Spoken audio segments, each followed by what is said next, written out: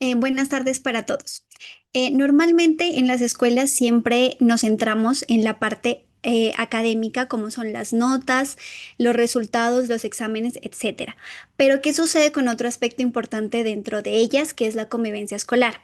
En este sentido, me permito presentarles mi ponencia titulada Cuando el conflicto enseña, desde un enfoque de la justicia restaurativa para la convivencia escolar. Mucho gusto, mi nombre es Yanela Moreno. Inicialmente, me gustaría que nos planteáramos la siguiente pregunta. ¿Qué sucede cuando un estudiante comete un error?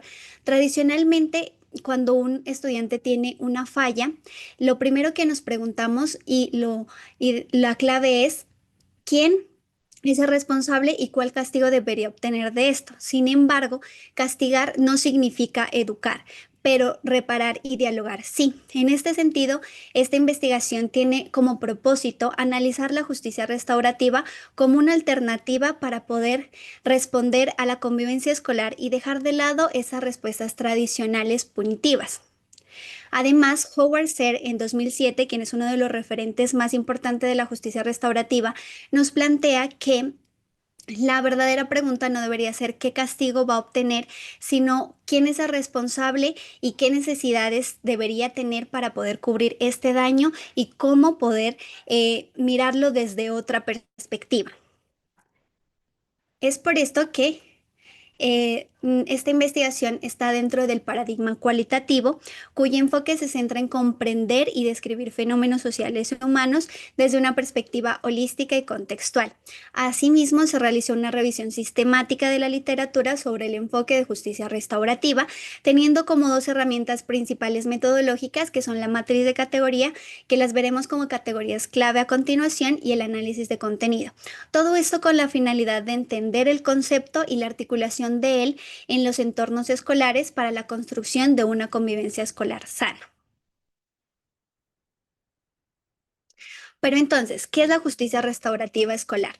La justicia restaurativa no es un concepto reciente. Según Sánchez Henao, en 2019, este concepto ya se ha trabajado en diferentes países, tal es el caso de Canadá en los años 70, pero también comunidades indígenas, donde la reparación, el diálogo y la construcción de un tejido social es muy importante.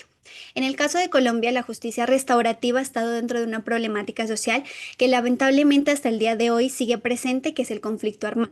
Dentro de la Jurisdicción Especial para la Paz, en el acuerdo de 2016, se busca tener un diálogo entre víctimas, victimarios y el Estado. Las víctimas siendo las personas civiles, campesinos, secuestrados, desaparecidos, y los victimarios, grupos al margen de la ley, como el ELN, las FARC, paramilitares, entre otros.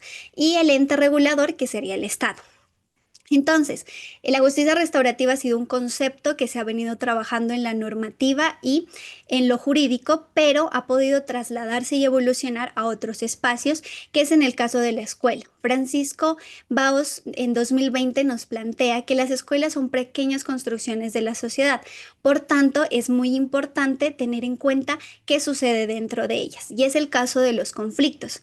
Como sabemos, los conflictos siempre están presentes en nuestra sociedad y por ende van a estar presentes en las escuelas. Es ahí donde entra la justicia restaurativa escolar, la cual tiene cinco componentes principales, que son la responsabilidad, la reparación, el diálogo, la comunidad y el aprendizaje. Todas estas trabajan para entender el conflicto desde otra perspectiva y tratar de entender el daño y cómo podemos responder a este. Pero entonces, si el conflicto escolar siempre está dentro de las sociedades, ¿cómo podemos responder ante él? Bueno, tenemos dos enfoques. El castigo punitivo, lo que tradicionalmente se hace en las escuelas, que se centra en la falta cometida, busca imponer una sanción o castigo, pero esto, más que ayudar, normalmente genera más resentimiento, más exclusión y miedo. El castigo sí puede detener la conducta para ese momento, pero no enseña a reparar ni a convivir mejor entre ellos. Por eso aparece la justicia restaurativa escolar, la que se centra en las personas y el daño causado. Busca comprender, reparar y restaurar. Pese a esto, es muy importante señalar que las víctimas pueden entender el daño presentado en ellas, pero no están en la obligación de olvidar o perdonar a los agresores. Ambos enfoques tienen consecuencias diferentes. La manera en cómo respondemos ante ellos transforma la escuela.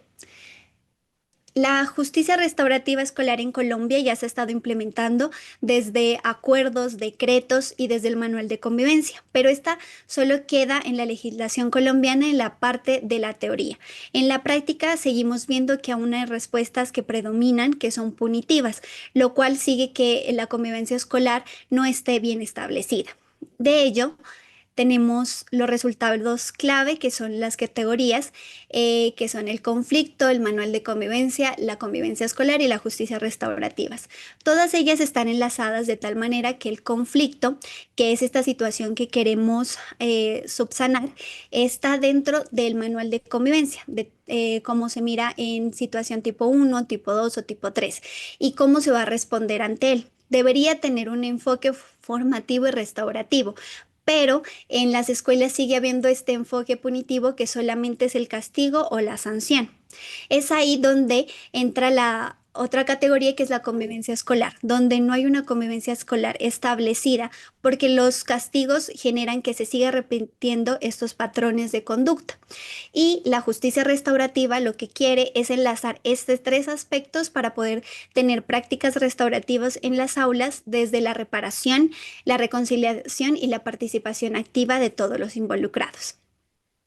Asimismo, tenemos que los resultados que tenemos de esta investigación son las estrategias restaurativas que podemos implementar en las escuelas. Estas son los círculos restaurativos, el diario restaurativo, la mediación escolar, las conversaciones restaurativas y los acuerdos de reparación. Siendo el primero, según Barros en 2015, uno de los más complejos, ya que se trata de un diálogo entre víctimas y victimarios, en este caso entre los estudiantes, entre la víctima y el agresor, donde hay un diálogo y por ende hay muchas emociones y sentimientos de por medio. Por eso se necesitan personas capacitadas, en este caso los docentes, para que haya un diálogo y un espacio seguro y respetuoso para que podamos llegar al final, que son los acuerdos de reparación, donde se ponen acciones concretas para reparar el daño causado. Y según TEDwatch en 2013, estos acuerdos de reparación ayudan a transformar el daño, a tener segundas oportunidades y reivindicar estas relaciones. Finalizando, tenemos que dentro de la investigación se obtuvo como resultado una secuencia didáctica que se titula Cuando el conflicto enseña, que está realizada tanto para docentes como estudiantes, donde tiene dos unidades que nos presentan el concepto como tal y también actividades que se pueden implementar en el aula. Si es de su interés, pueden ver esta más detalladamente en el código QR que aparece en la presentación. Finalmente, mis agradecimientos para todas las personas que entienden que la educación es una herramienta de transformación social y que trabajan diariamente para construir entornos escolares basados en el respeto, la empatía y la reparación.